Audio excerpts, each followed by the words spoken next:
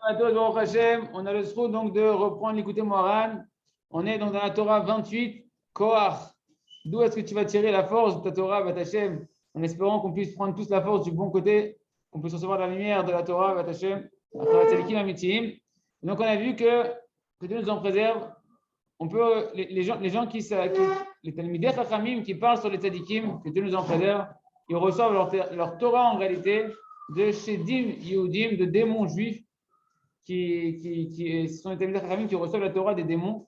Que Dieu nous en préserve parce qu'ils étudient la Torah avec Gahava, avec orgueil. Et chacun, on doit beaucoup prier en réalité. Ce n'est pas des gens qui sont extérieurs à nous, c'est nous-mêmes qu'on doit prier énormément pour pouvoir mériter de recevoir la Torah du bon côté, de recevoir la Torah du Tzadikim Amitim, de recevoir la Torah de la bonne manière, parce que personne n'est à l'abri du Sam Amavet de la Torah, de la possibilité de recevoir la Torah lorsqu'elle arrive jusqu'à nous comme un poison et non pas une potion de vie, que Dieu nous en préserve. Donc, il faut beaucoup prier pour ça. Et je vous ai dit hier que j'avais ramené une petite histoire du Baal Shem Tov qui illustre un peu ce qu'on a vu. Sur le Baal Shem Tov à la Torah, qui est dans Parashat Balak, Hot Gimel, là-bas c'est marqué comme ça, que la troisième galoute Ashlishit, Akasha Mikolam, notre galoute à nous qui est la plus dure de toutes les galouyotes, ou à Talmidei Chachamim, Yerechet. Le Rav Arush, il a déjà dit ça, que notre galoute à nous, il y en a qui disent que la guerre de Gog ou Magog, c'est la guerre de Talmidei Chachamim. C'est la guerre qu'il va y avoir entre les érudits de la Torah. Qu'il y a des vrais érudits de la Torah qui ont la crainte du ciel et qui subissent la galoute, ils subissent une sorte de galoute de qui? Des Talmidei Chachamim, il dit, chez Din Yehudim, qui sont des démons juifs, des Talmidei Chachamim qui ont une apparence de Talmid Chacham, qui ont une Torah de Talmid Chacham, mais qui sont, mamash, au niveau spirituel, comme des démons juifs. Comme j'ai entendu, il dit au nom du Baal Shem Tov. Et écoutez l'histoire qui ramène au nom du Baal Shem Tov.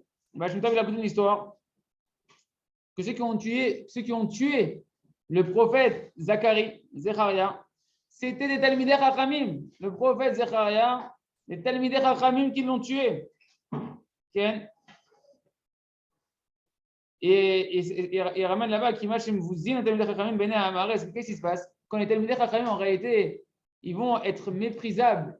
Quand Shalom, tu rends un Talmid Chacham méprisable aux yeux des gens du peuple, les gens du peuple, ils ne comprennent rien. Alors, ils ne comprennent rien. Ils ne comprennent rien.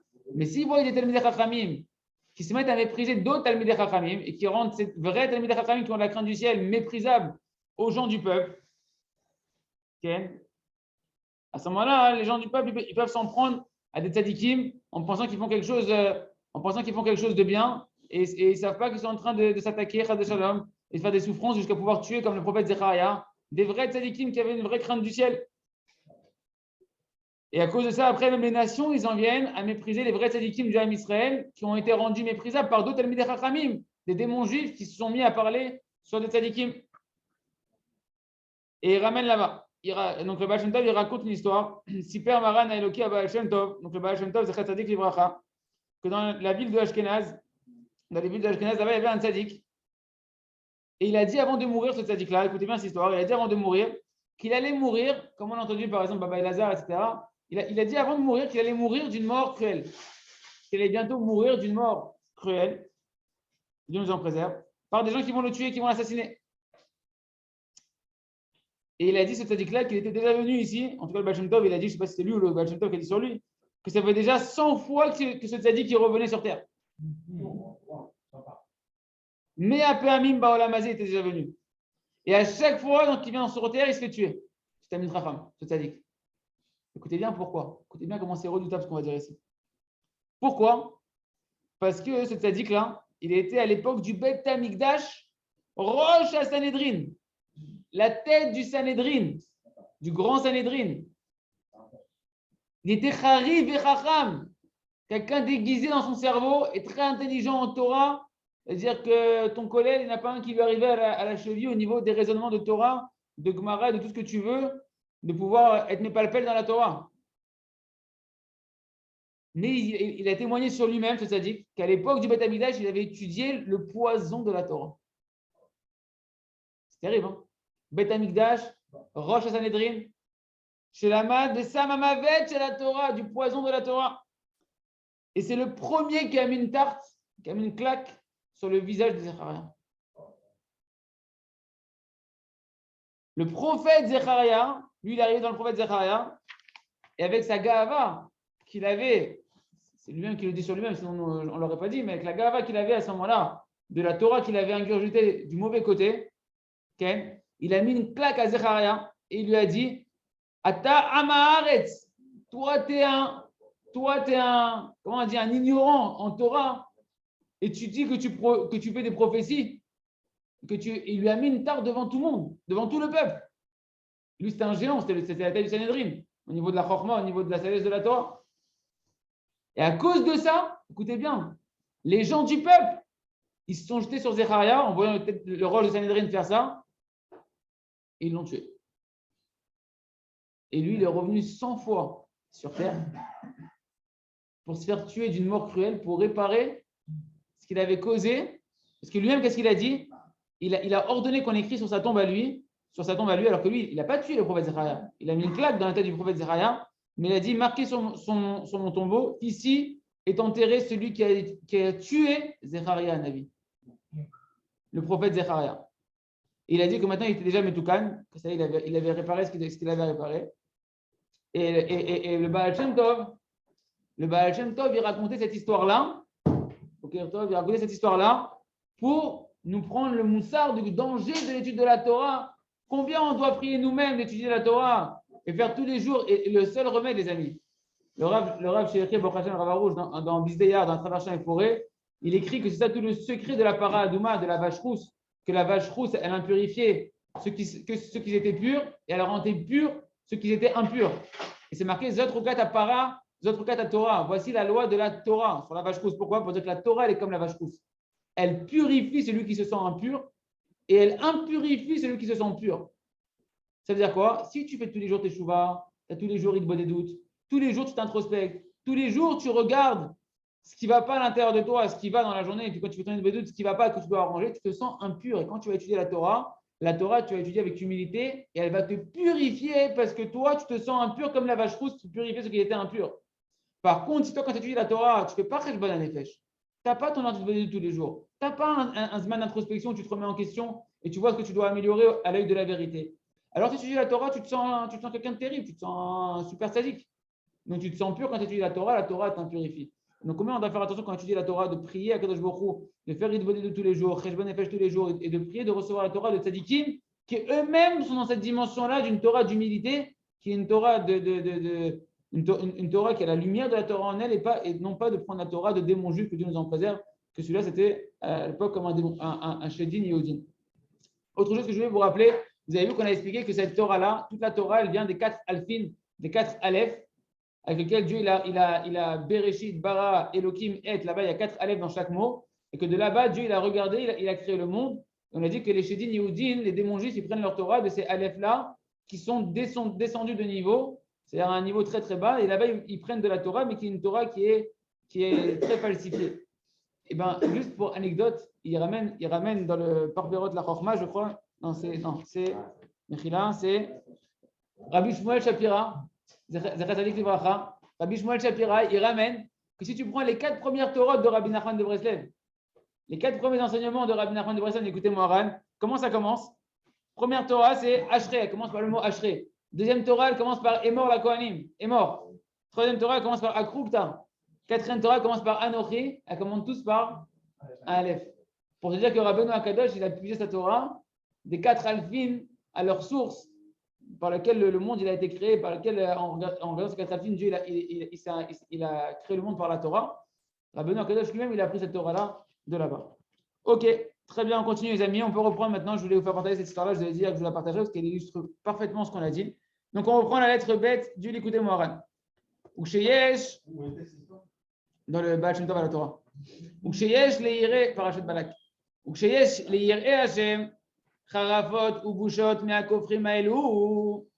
Si maintenant, ces tzadikim-là, ceux qui ont la crainte du ciel, il y a d'autres Talmidei Chachamim, comme on voit dans la génération malheureusement, qui viennent et qui leur font honte, et qui les méprisent aux yeux du peuple. Aujourd'hui, ça va même sur les réseaux, les réseaux sociaux, c'est le monde entier qui entend aujourd'hui.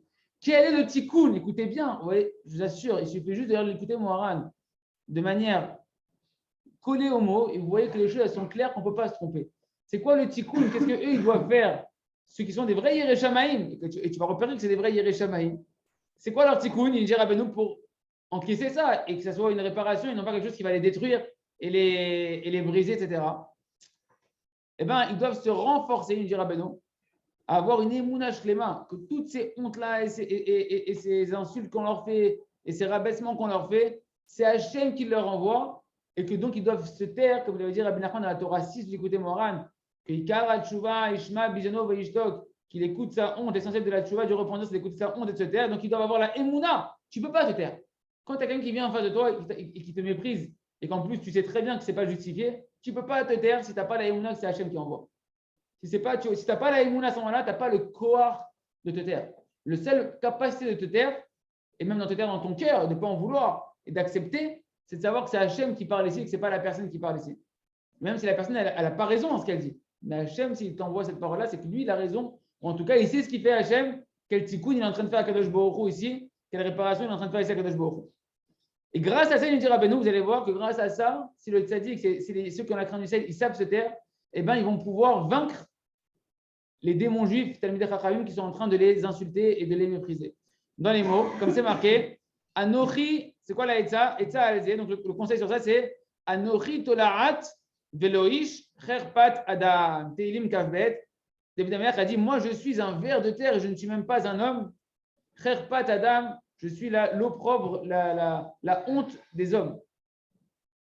Et quel rapport? Ce verset-là, quand David Amelech a dit qu'il était un ver de terre, c'est sous-entendu que lorsqu'on lui a fait honte, il faut comprendre, en fin il veut dire comme ça, la charavot ou visionnot, il prend la fin du verset, Rabbeinu. Frère Patadam, la honte des hommes, il prend la fin du verset, il dit, la charavot ou visionnot, quand on te fait des hontes, quelqu'un qui a Yerushalayim et qu'on lui fait des hontes et qu'on le méprise, par des gens hérétiques, même une Torah des hérésies qu'ils ont à l'intérieur d'eux, qu'ils envoient, des insultes, à ces goûts-là, c'est le début du verset.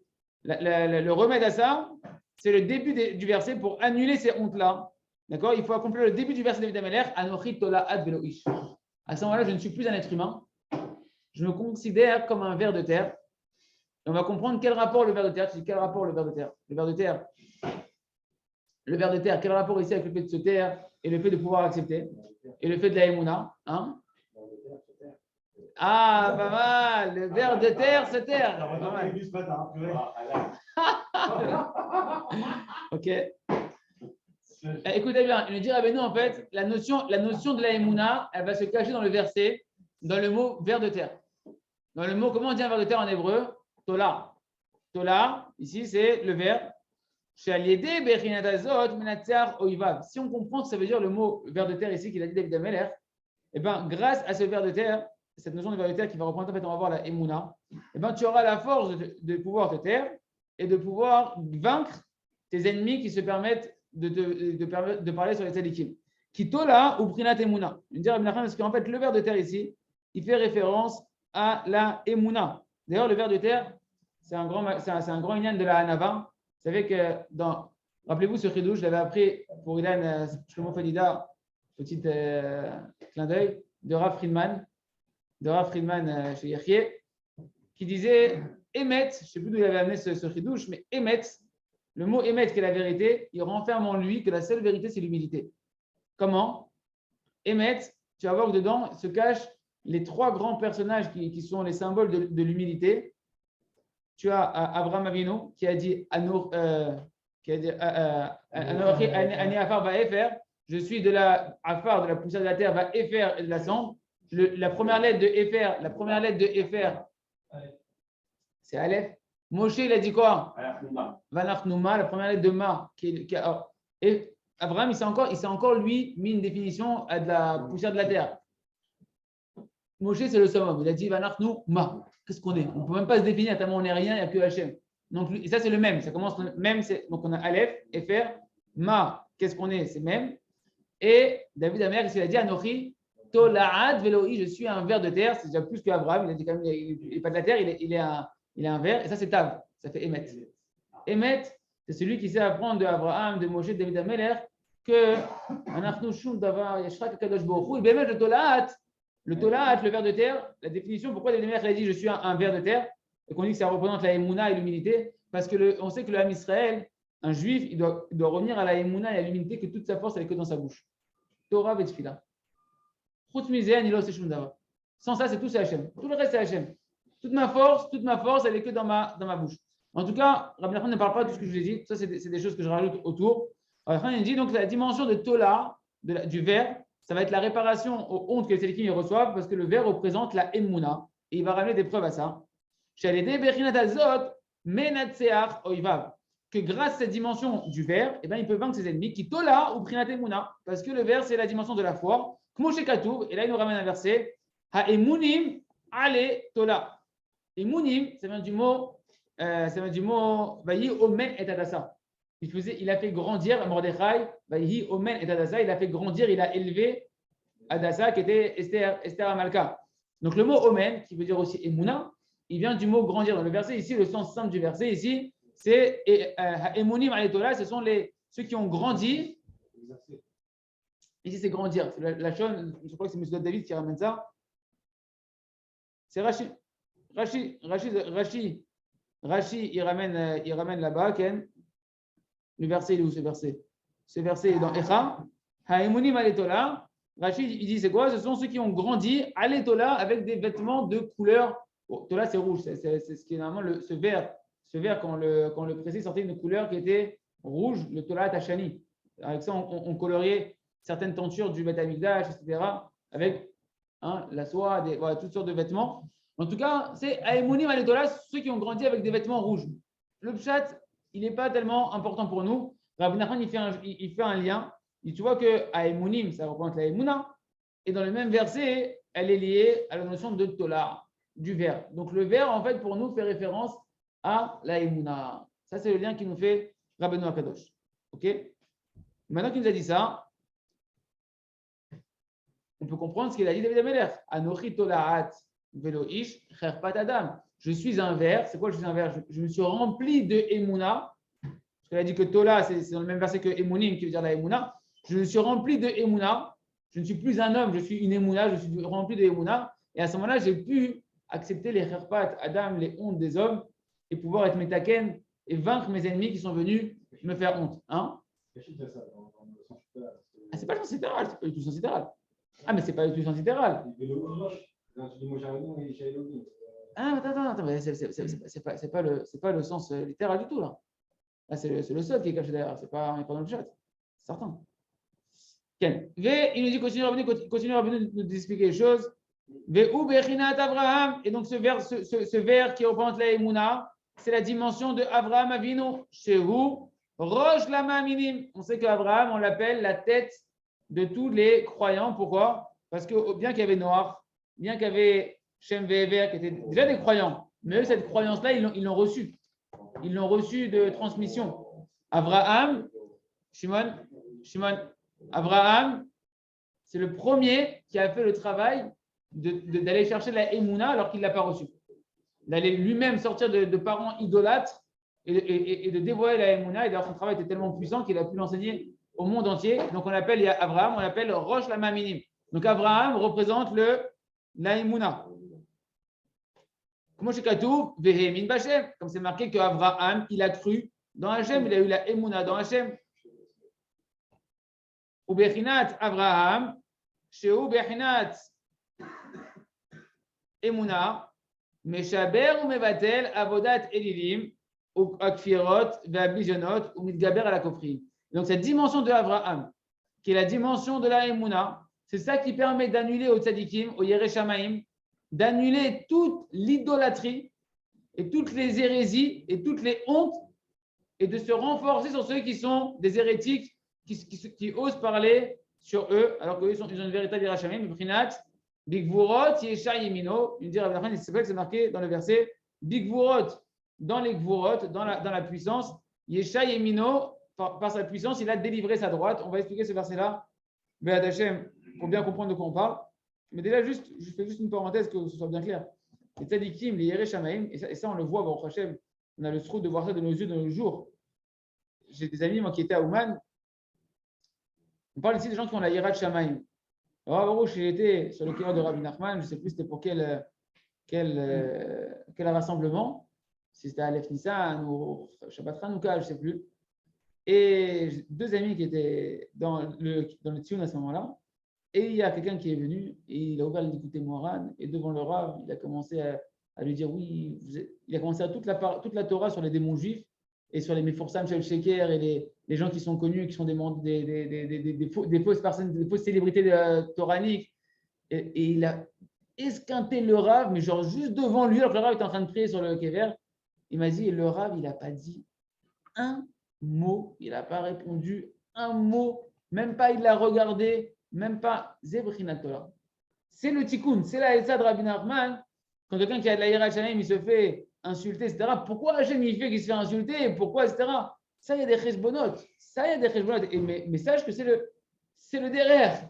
Rabbi Nachman il dit les Yirat Shamayim, il ne dit pas, tu vois, il s'est fait insulter, donc s'il n'est pas Yirat Shamayim. Non, Rabbi Nachman dit que les Yirat Shamayim, il y a des démons juifs, des miskinim, qu'à ce moment-là, ils sont dans une Torah de Samamavet, miskinim, et eux, ils viennent et ils crachent dessus. Mais qu'est-ce qui se passe? Comment lui met Takensa et comment il peut reprendre le dessus sur ça et faire les tikkunim qu'il a à faire? C'était Bechinat Emuna, Bechinat Tola, la dimension de la foi et du verbe, et à ce moment-là, il peut se renforcer sur lui.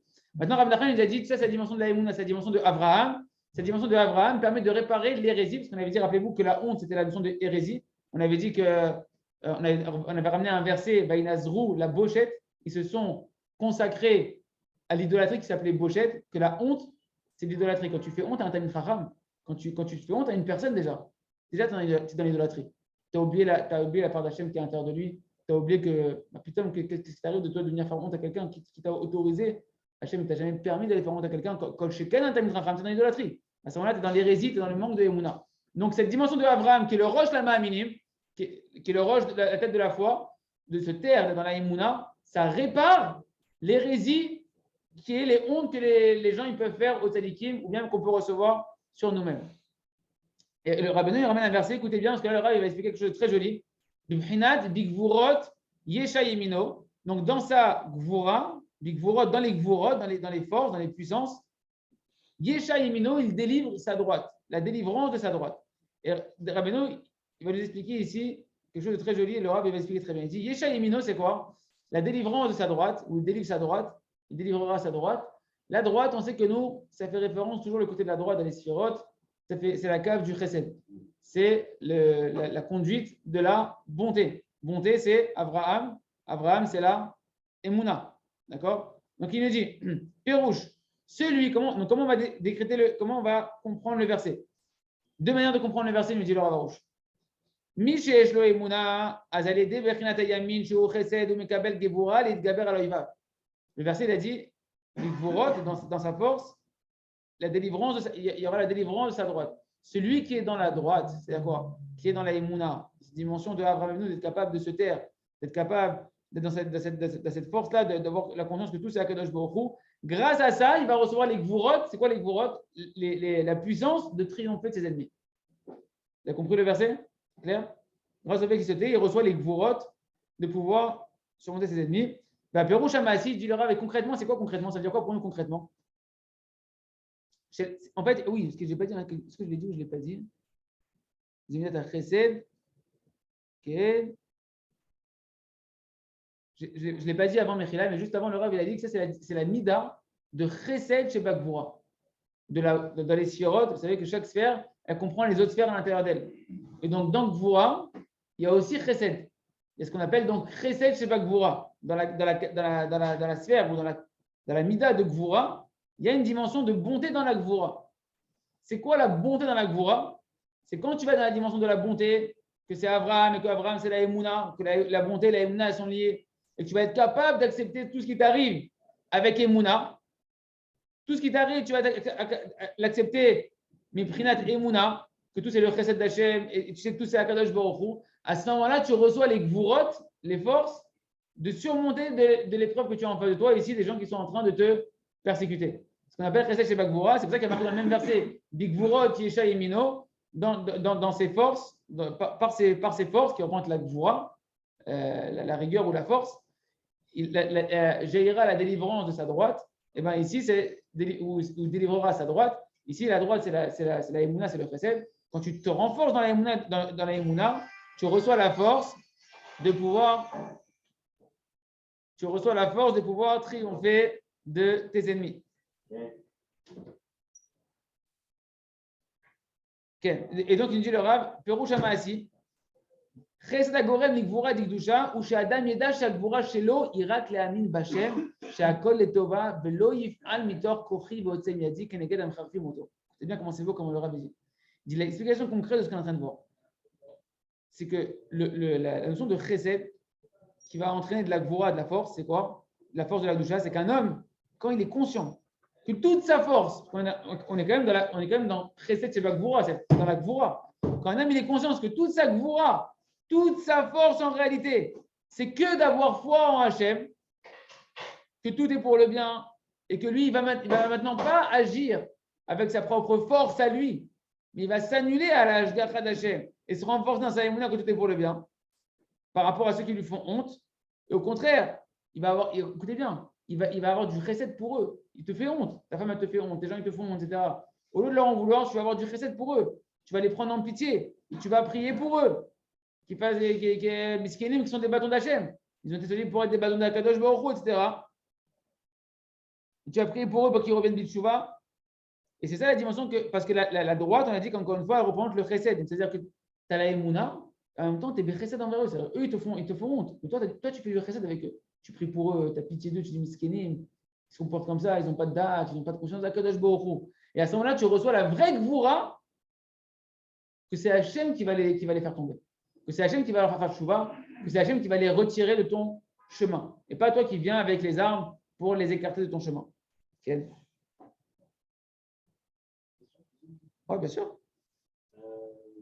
Fort. En fait, c'est double action. En fait. Double action. C'est-à-dire que d'un côté, Hachem vient de t'envoyer le bâton comme il faut que tu lui mettes avec quelque chose. De l'autre côté, lui aussi, tu dois prier pour lui. Oui, bien sûr. Avec ce maasé-là, donc avec ce qui se passe là, ce scénario-là, c'est-à-dire qu'il y a deux choses qui se passent. Toi, tu dois être Mekabel, tu dois voir au bout et avoir que tu dois travailler quelque chose. Et en plus, tu dois prier pour la personne, pour le chéri. Exactement. À une échelle, on va dire individuelle de la maison de chacun, que nous, on n'est pas des Yerushalayim, Tzadikim, etc. Mais quand tu reçois des hontes, c'est toujours pareil. Ta femme, elle te fait honte. Toi, tu sais que c'est Akadosh Baruch Hu. Tu sais que c'est ton miroir. Le miroir de ton intériorité. Quel est le haut-parleur d'Akadosh Baruch Hu? Comme ça, on explique, Baruch Hashem, on continuera à expliquer les shurim de la pause déjeuner sur Shlom Bayit. Et bien, toi, quand tu acceptes ça, tu ne dois pas simplement dire Stam, c'est un bâton d'Hachem, même tape dessus, etc. Et après, tu peux même lui en vouloir, etc. Tu dois arriver à un niveau où tu dois la prendre en pitié. Que Miskena, que Akadosh Baruch Hu, il est obligé de passer par elle pour te frapper dessus, parce que toi, tu n'es pas capable de te réparer tout seul. Alors, elle est obligée de prendre un bâton qui s'appelle ta femme, qui est contractuellement dans ton âme lié à toi. Et donc, elle est obligée de te réparer. Et donc toi, tu dois avoir de la pitié pour ta femme, avoir du chesed pour ta femme à ce moment-là. Et prier pour elle, que Akadosh Baruch Hu, il passe qu'elle. Je t'en prie pour elle. Allez, on continue, M. Hachem. Parce que d'un autre côté, si vraiment on revient à ce moment-là, après il y a une cria où il y a marqué. Non, il n'y a pas, c'est Alouf Nachat. Non, il y a Alouf Nachat. Si tu dis rien, hein, quand on te fait honte et que pour ta femme, pour n'importe qui, on parle de se taire. Ça, c'est très intéressant parce qu'il y a une notion de se taire qui n'est pas une notion de Emouna. Une personne, elle peut se taire parce qu'elle sait que quand elle va se taire, elle va énerver encore plus l'autre. C'est ça même quoi. Le mec qui fait encore grave. Ça, c'est une notion où la personne, à l'intérieur d'elle, elle ne fait pas de travail. Donc, ça se sent que la personne, quand elle se tait pour énerver. Une personne qui se tait parce qu'elle reconnaît sa honte, alors personne te dit de te taire dans ta bouche et te taire dans ton cœur. Une personne qui se tait parce qu'elle reconnaît la honte de ses fautes, et elle reconnaît surtout que Hachem est en train de lui faire honte et qu'il y a quelque chose ici que En Manasset, ça lui impose de baisser les yeux devant un Kadosh Baruch Hu qui lui fait honte. Cette personne-là, elle se tait avec humilité, avec soumission devant Hachem, ni devant sa femme, ni devant personne, devant un Kadosh Baruch Hu. À ce moment-là, c'est un silence de Emouna. Par contre, une personne qui se tait juste parce qu'il sait que plus il va se taire et plus ça va se finir vite, ou même il veut l'énerver parce qu'il se dit si on n'a rien compris, c'est là, si je commence à lui parler, on ne va pas finir jusqu'à demain, etc. Ça, ce qu'on appelle Alouf Nachat, c'est le descendant de Esav. qui s'appelle Alouf Nachat, que genre, tu es passé pour le Nachat, le bonhomme qui est Nachat à la maison, qui est bien. Et d'ailleurs, c'est très simple. Le jour où ta femme n'est pas là et que tu gardes la gauche, tu te rends compte que tu n'es pas Alouf Nachat du tout. Et que tout ce que tu faisais, genre Zarmat et Nachat et tout, c'est que pour te passer pour Kéilou, tu es quelqu'un devant ta femme. Ouais, c'est vrai ce que tu dis. C'est vrai ce que je dis, hein, t'as vu, hein? C'est incroyable. C'est pas moi qui le dis, c'est le Rav. C'est incroyable, c'est vrai ça. On continue. C'est incroyable. On fait genre qu'on est là. Le Rav, il continue, il nous dit autre manière de comprendre le verset. Lorsqu'un homme, on peut comprendre le verset Big Borot et Shalimino d'une autre manière. Il nous dit lorsque maintenant un homme il se trouve chez Adam Ninsa Bematsav chez Big Borot, qu'un homme il se trouve dans une situation de Gvorot. C'est quoi les Gvorot? Quand on te fait honte. Quand on te fait honte, c'est des moments où Hachem, il y a de la rigueur sur toi, c'est de la Gvora. Yesha, ta délivrance, c'est quoi? La suite du verset, ta délivrance, elle est Yemino, c'est par la droite, c'est-à-dire par la dimension de Avraham Avino. On continue, donne-le écouter Moran, fin du commentaire du Rav Arouche, qui Avraham, Sheu Bechinat Chesed, Bechinat Emuna, Bechinat Vechazi lo Afir, Velo Ashakir Bemunati, Bayamin Azot, Umitgaber Aloivav, Kinaase Bechinat Anshe Chail, Metulaï. Donc, Rabbi nous dit parce qu'en fait, quand tu rentres dans la Emouna, qui est la dimension de Abraham, qui représente le Chesed, qui représente la foi, et bien, cette dimension-là de foi et de Chesed qui vont ensemble, on la retrouve dans un verset où là-bas, c'est marqué comment? Bechazdi lo afir, ma bonté, je ne vais pas l'annuler. Velo ashaker bemunati, et je ne vais pas mentir, faire défaut, démentir ma foi. Tu vois, dans ce verset-là, la foi et le Chesed, la Emouna et le Chesed, ils vont ensemble. C'est la dimension de Abraham qui est à la fois le Chesed et la Emouna. C'est qu'une personne qui travaille sa foi, que tout vient d'Hachem, qui peut continuer à faire du chesed à tout le monde constamment. Comment tu peux faire du chesed à toute créature si ce n'est pas parce que tu as foi que tout c'est à Kadosh Baruch Hu? Tu as toujours des sentiments d'intérêt et de calcul personnel qui font que des fois tu as envie de faire du chesed, tu as envie de faire du bien à une personne, et des fois tu n'as pas envie de faire du bien à une personne. Mais le chesed, par définition, c'est quelque chose qui est une bonté gratuite. C'est une bonté qui est non calculée. Si c'est calculé, c'est plus du chesed, c'est du mishpat. C'est du business. Donc, pour pouvoir faire une bonté non calculée et à toute personne, il faut être dans la Emouna. C'est qu'une personne qui a la Emouna, que Hachem t'a ordonné, que tu aimeras ton prochain comme toi-même, et tu dois aimer, même des fois des personnes qui t'ont fait du mal, des personnes qui ne sont pas forcément sympathiques à tes yeux, etc. C'est que par la Emouna que tu pourras faire du chesed. Ça va ensemble. La Emouna et le chesed vont ensemble. C'est ce qu'on voit dans ce verset-là. Il continue après, il nous dit Bayamin Azot, dans cette droite-là, cette fameuse droite qui est le chesed et la Emouna, et ben, le tzaddik ou les Yerei Shamaim, ils vont pouvoir se renforcer, ou mitgaber aloivav, il peut se renforcer sur ses ennemis qui sont les démons juifs qui les méprisent, qui n'a assez yubrinat anshechail metulaïm. Il y a un verset où le mot vert qui représente le Tola qui représente la Emouna et le Chesed, eh ben, on va voir là-bas qu'il est lié à des guerriers vainqueurs qui vont triompher de leurs ennemis. C'est un verset qui dit comme ça dans Nahum, chapitre Bet, anshechail metulaïm, ce sont des guerriers, des gens armés, metulaïm qui sont rouges dans leurs vêtements, et dans les commentaires, c'est marqué pourquoi ils sont rouges dans leurs vêtements, du sang de leurs ennemis de qui ils ont triomphé. Sont du quoi? Lorsque tu vas maintenant te taire, une prinat tola, que tu deviens comme un ver qui se tait, dans la Emouna, avec la Emouna, et ces personnes-là, on voit que les personnes que les tzadikim, ils leur font honte, au lieu de leur répondre, au lieu d'aller les attaquer, etc., en justice, ou ce que tu veux, ils se taisent Be'emouna, ils deviennent à ce moment-là des guerriers qui vont prendre le dessus sur eux. C'est pour ça que tu vois dans les tzadikim, la médecine de notre génération, que quand ils sont méprisés par des autres personnes religieuses, etc., tu vois qu'au lieu de dire à tout le monde d'aller faire des propagandes pour aller les combattre, etc., au contraire, on nous dit taisez-vous, laissez-les continuer. Ils vont se taire et demander à se taire et demander à ne pas réagir du tout, même dans la parole, même dans des explications, même dans des justifications. Parce que Rabbi Nachman il dit que le seul remède à ça, c'est la Emouna et le silence, l'Uprinat Emouna. Et pire que ça, il dit Rabbi Nachman, tu dois être dans la Emouna qui t'amène au chesed envers eux. Et ces tzadikim-là, ceux qui les connaissent un petit peu, ils entendent qu'ils disent priez pour eux, qui réussissent, qu'on leur donne de l'argent. Ils sont carrément en train de faire du chesed avec leurs ennemis. Mais c'est mamash, le monde à l'envers, qui est la vision de Rabbi Nachman, que le monde spirituel, il marche complètement à l'envers de ce que nous, on a l'impression sur Terre. Et que les tzadikim amitim, qui ont la vraie hiérarchie shamaïm, comme ça, ils se comportent, et comme ça, véritablement, ils peuvent reprendre le dessus et extirper la Torah. Parce que Rabbi Nachman dira dans d'autres Torah, l'écoutez Moran, Rabbi Nachman il dit que la Torah qui sort des Shedim Yehoudin, c'est de la Torah qui sort. Concrètement, leur raisonnement, les hontes qu'ils font aux personnes, si c'est les Talmidei Chachamim, ils ont basé leur honte et leurs arguments sur de la Torah. Sauf que c'est une Torah qui est samavet, qui est mal combinée, que les lettres elles ont été tordues par le côté négatif de leur gahava, etc. Le tzaddik, il les prend, il accepte ces hontes-là, il les accepte, toutes ces hontes qui sont en fait des halachot, et des gmarot, et des sugiot, et des likuté moran, et de ce que tu veux.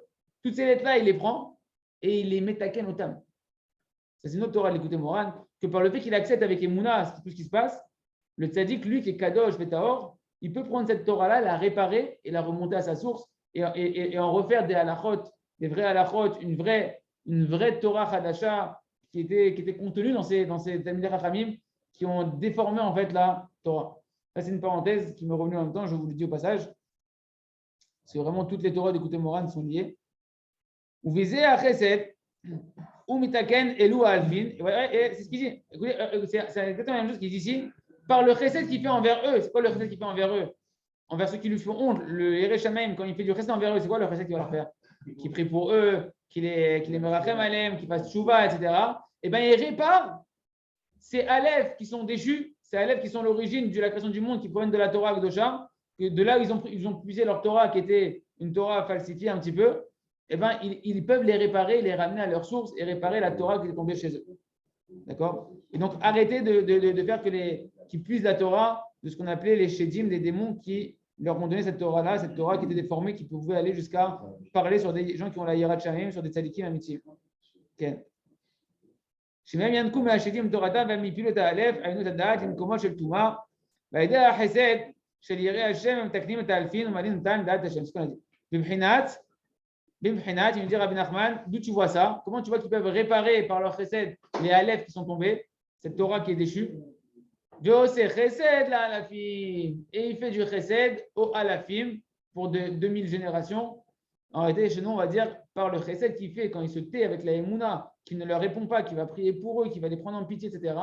Et ben, il fait une bonté à qui? Aux alafim qui sont l'origine de cette Torah qui était déchue, qui tombait dans la Touma, de la ramener à sa source. Est-ce qu'on est arrivé à la lettre d'email ou pas encore? Ok, Baruch Hashem. On va s'arrêter là pour aujourd'hui, merci Hashem. On verra comment faire pour arriver à cette force-là. Comment, les amis, je vous mets juste l'eau à la bouche, comment faire pour arriver à avoir cette puissance de Emouna et de chesed, et de pouvoir être dans cette dimension-là, c'est en recevant chez soi des Talmidei Chachamim Amitim, des tzadikim dans sa maison. Ça nous donnera la force d'avoir la émouna de cette terre et de pouvoir être du bon côté de la Torah, Bat Hashem, Chazak, Ve Nit Chazek.